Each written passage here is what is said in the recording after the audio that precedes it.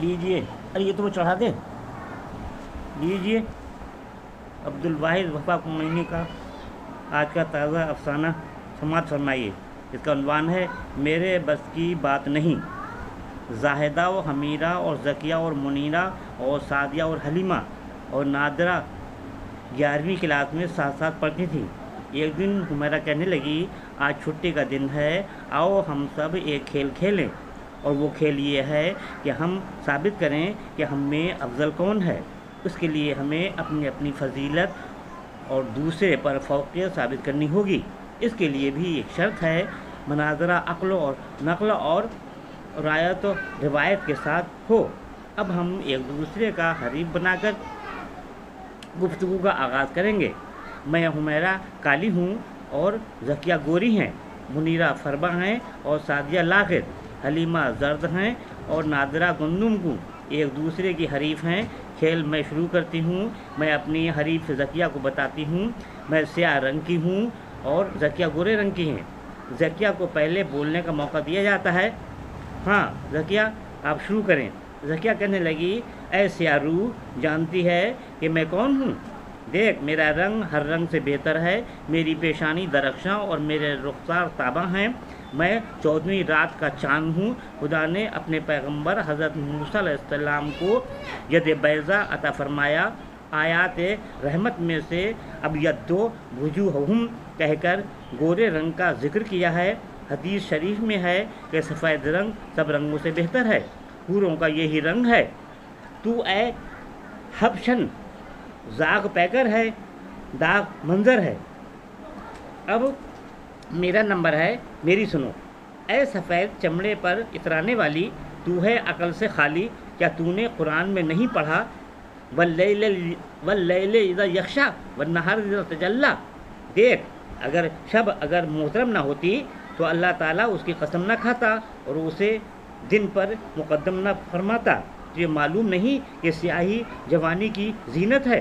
بالوں میں سفیدی آئی کہ بڑھاپے نے موت کی خبر سنائی۔ دیکھ، اگر میری سیاہی کا ایک دھبا تیرے چہرے پر پڑ جائے تو اس خال مشکی سے تیرے حسن میں اضافہ ہو جائے، لیکن تیری سفیدی کا ایک دھبا یا ایک ذرہ میرے چہرے پر نمودار ہو تو دنیا مجھے فلیری کی مریض کہے۔ سیاہی کی فضیلت اس سے بڑھ کر اور کیا ہوگی کہ تمام علوم و فنون کی کتابیں سیاہی سے ہی لکھی جاتی ہیں۔ دیکھ، مشک اور عنبر کا رنگ بھی سیاہ ہے۔ مشک اور عنبر کا یہی رنگ ہے۔ اگر سیاہی سب سے بہتر نہ ہوتی تو صانع مطلق آنکھ کی پتلی کو یہ رنگ عطا نہ فرماتا۔ زاہدہ کہنے لگی، اب منیرہ کا نمبر ہے، وہ فربہ ہیں۔ منیرہ کہنے لگی، اپنے گول مٹول بازو اٹھا کر لاغر اندام سعدیہ سے کہا، اے دق زدہ، تیرا میرا کیا مقابلہ؟ آج تک دنیا میں کسی نے لاغری کو کیا پسند کیا ہے؟ ہر شخص فربہی کا آرزو مند ہے۔ آدمی تو آدمی، کوئی دبلے جانوروں کو بھی اچھا نہیں سمجھتا۔ دبلا پن تو خدا کو بھی پسند نہیں ہے، اسی لیے تو دبلے جانور کی قربانی جائز نہیں۔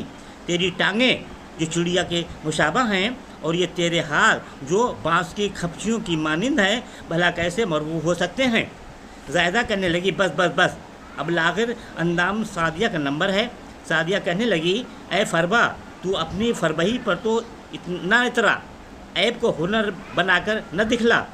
خدا کا شکر ہے کہ اس نے مجھے شاخ گل کی طرح نازک اور موج نسیم کی مانند سبک پیدا کیا ہے۔ تو ریت کا ایک ٹیلا ہے یا گوشت کا ایک پہاڑ۔ کسی بھی عاشق نے معشوق کی پیلی تہی اور کوہ پیکریب کی تعریف نہیں کی ہے، سوائے اس کے کہ ذبح کرنے کے لیے فربہی بہتر ہے۔ زاہدہ نے لاغر اندام سعدیہ کو اپنی تقریر ختم کرنے کو کہا۔ اب زرد فام حلیمہ کا نمبر ہے۔ حلیمہ کہنے لگی، اے گندم گوں، دیکھ، میں زرد ہوں اور حسینوں میں فرد ہوں، ستاروں میں بھی مہر درخشاں ہوں، نہایت میں نبات میں میں زعفران ہوں، گلوں میں گل صد برگ ہوں، سرسوں کا سنگار ہوں، بسنت کی بہار ہوں۔ اور تو اے گندم گوں، عجیب خلقت ہے، نہ سفید ہے نہ سیاہ، تیرا رنگ حزن و ملال کی علامت ہے۔ تیرے بارے میں کسی شاعر نے یہ خوب کہا ہے، ہر کرا عقل و بود پیش رو راہ نمو، نشو شیفتہ ہرگز برق گندم گوں، چونکہ آدم دل را میل سوئے گندم کرد از جنت فردوس سوئے گندم کرد۔ زائدہ کہنے لگی بس اب گندم گوں کی نادرہ کا نمبر ہے۔ نادرہ نے زرد فام حلیمہ کو مخاطب کیا اور کہا، میں خدا کا شکر ادا کرتی ہوں کہ اس نے مجھے بہتر سے بہتر صورت عطا فرمائی ہے۔ نہ میں موٹی ہوں، نہ پتلی، نہ گوری، نہ کالی، نہ چھپکلی کی طرح زرد۔ میرا رنگ گندم گوں ہے جو سب سے افضل سمجھا جاتا ہے۔ میں تو ملاحت اور صباحت کا بہترین نمونہ ہوں۔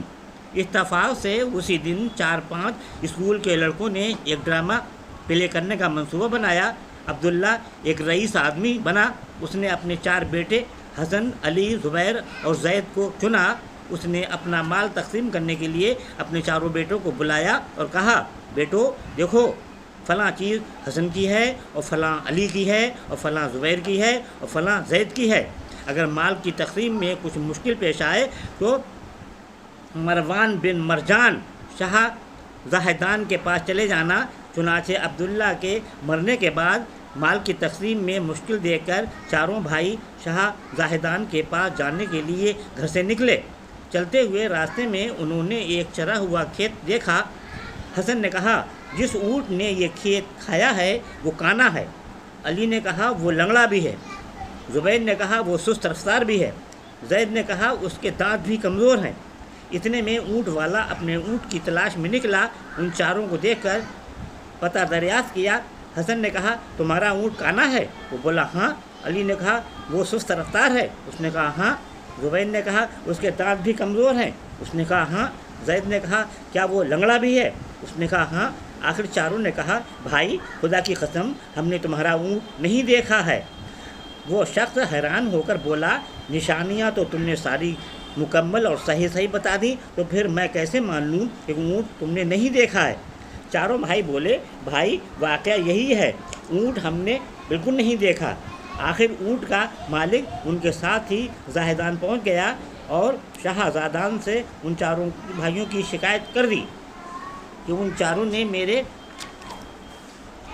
اونٹ کی پوری نشانیاں تو بتا دیں مگر اونٹ دیکھنے کا انکار کرتے ہیں۔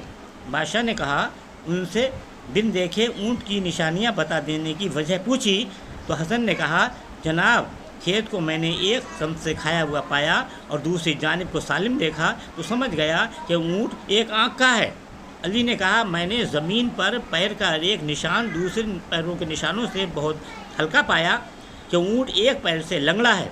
زبیر نے کہا، میں نے اس کی مینگنیوں کو بہت تھوڑے فاصلے پر مجتمع پایا، اس سے میں نے اندازہ لگایا کہ وہ اونٹ سست رفتار ہے، اگر تیز رفتار ہوتا تو مینگنیاں دور اور منتشر پڑی ہوتی۔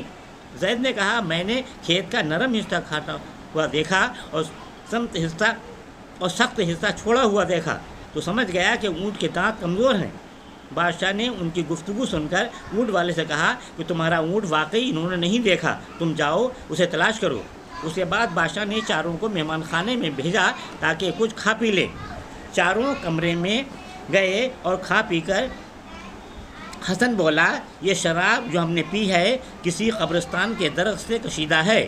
علی نے کہا، اور یہ جو گوشت ہم نے کھایا ہے کسی کتیا کے دودھ سے پلے ہوئے بکرے کا ہے۔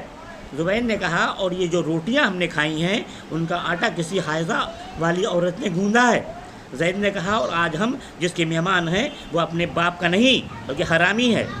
4 بھائیوں کی گفتگو جاسوس نے بادشاہ سے کہہ دی تو وہ پریشان ہوا۔ آخر اس نے شراب کشید کرنے والے کو بلا کر دریافت کیا کہ شراب کہاں کی تھی۔ بادشاہ کے تیور دیکھ کر اس نے سچ کہہ دیا کہ حضور آپ کے باپ کی قبر پر لگے ہوئے پھلدار درختوں سے کشید کی گئی تھی۔ بادشاہ نے پھر قصاب کو بلایا، وہ آیا تو پوچھا کہ گوشت کس جانور کا تھا۔ قصاب نے بھی سچ بتا دیا کہ یہ گوشت کتیا کے دودھ سے پلے ہوئے ایک موٹے تازے بکرے کا تھا۔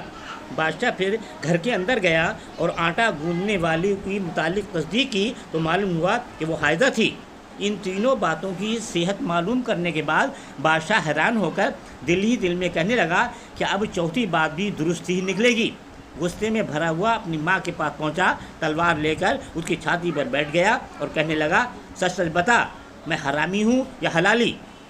माँ ने कहा, बेटा तुम खुद ही फैसला कर लो, हलाली होते तो क्या माँ की छाती पर यूँ सवार होते? वाक़ई यह है कि मरहूम बादशाह से मेरा कोई बच्चा ना था। मैं डर गई कि इस तरह हुकूमत दूसरों के पास चली जाएगी, इसलिए मैंने ज़िना किया और तुझे हासिल किया और मशहूर तुझे बादशाह का बेटा कर दिया। ये हकीकत सुनकर बादशाह इंतहाई कर्म को मलाल से वापस उन चारों भाइयों के पास आया और उनसे कहने लगा कि तुम्हारी सारी गुफ्तगू मैंने सुनी और तहकीक के बाद तस्दीक भी कर ली, मगर ये तो बताओ कि तुमने इन बातों का अंदाज़ा कैसे लगाया? हसन ने कहा, जनाब शराब पीने से सुरूर और अम्बसात और सुस्ती पैदा होती है, मगर आपकी शराब पीकर हिज़्न व मलाल और सुस्ती पैदा हुई। इससे मैंने समझा कि ये किसी बाग से नहीं बल्कि कब्रिस्तान से कशीदा है। अली ने कहा, बकरे के गोश्त पे हमेशा चर्बी ऊपर और बोटी नीचे होती है, मगर हमने जो गोश्त खाया वो दूसरी किस्म का था।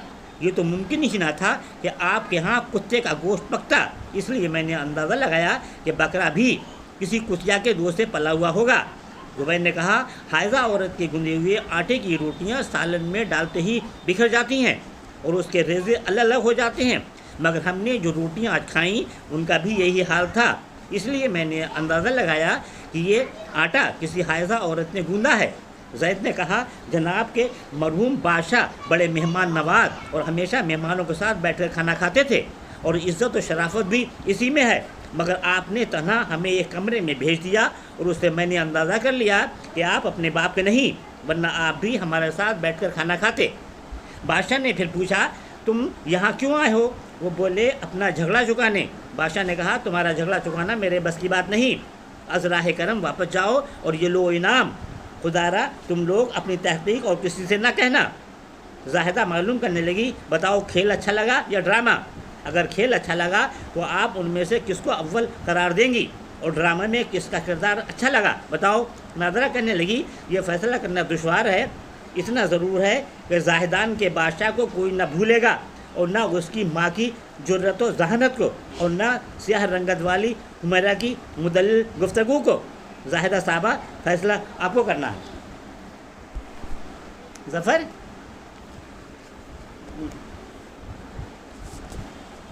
ज़फ़र, नुसरत, कोई नहीं, ज़रा इसको करो।